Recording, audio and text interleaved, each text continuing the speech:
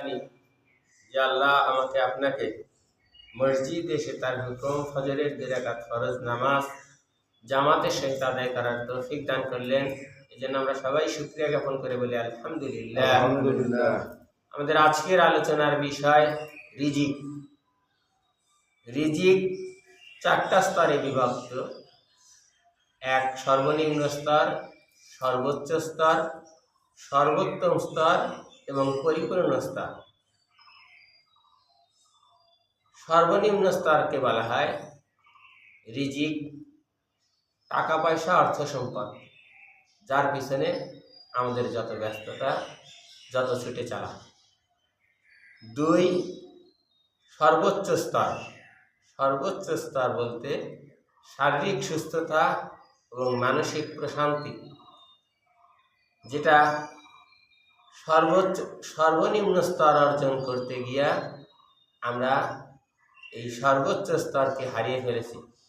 আমাদের নাই শারীরিক সুস্থতা, নাই মানসিক শান্তি।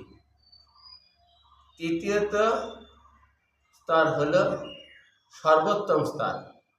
সর্বোত্তম স্তর বলতে পুণ্যবান স্ত্রী ও নেককার সন্তান, অর্থাৎ আমার আপনার জন্যে পুণ্যবান স্ত্রী পাওয়া এবং নেককার সন্তান ভাগ্যে যেটা হলো সর্বোত্তম স্তর। মানুষের অর্থ সম্পদের লোভ, যৌতুকের লালসা আর সৌন্দর্যের খোঁজের কারণে পুণ্যবান স্ত্রী পাওয়া, পর্দাশীল নারী পাওয়া মানুষের যেন ভুলেই গেছে, যাচাই বাছাই করতেই যেন নারাজ। আর পুণ্যবান স্ত্রী পাওয়া না পাওয়ার কারণে নেককার সন্তান আশা করা বোকামি। আর সর্বশেষ যে স্তর, যে পরিপূর্ণ স্তর, পরিপূর্ণ স্তর হলো আল্লাহর নৈকট্য লাভ করা। আল্লাহর নৈকট্য লাভ করা বলতে আমরা বুঝি যে আমরা আল্লাহর কতটা কাছাকাছি পৌঁছতে পারছি বা আল্লাহ আমার উপর কতটা সন্তুষ্ট, সেটা আপনি বুঝবেন কিভাবে?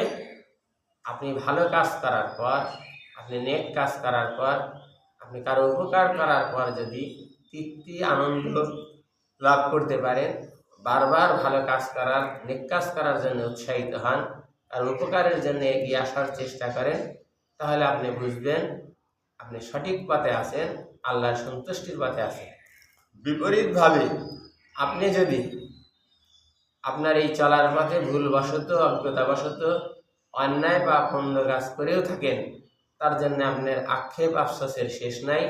আপনি আল্লাহর কাছে লজ্জিত এবং নত হয়ে যান এবং আল্লাহর কাছে ক্ষমা চান, আর পুনরায় সেই অপরাধ, অন্যায়মূলক কাজ, খারাপ কাজ না করার জন্যে প্রতিজ্ঞাবদ্ধ হন।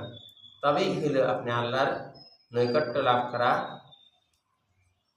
মানে নৈকট্য লাভ করতে আপনি পৌঁছে গেছেন। আল্লাহ পাক আমাকে আপনাকে পরিপূর্ণ স্তরের যে কথা বলা হইল আল্লাহর নৈকট্য লাভ করা, এই আল্লাহর নৈকট্য লাভ করতে পারলেই বাকি যে স্তর, বাকি যে রিজিকের স্তর বলা হয়েছে, সেটা আমার আপনার জন্য অটো সহজ হয়ে যাবে।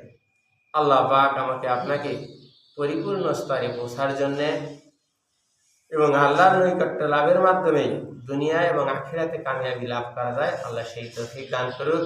আমিন। আমিন।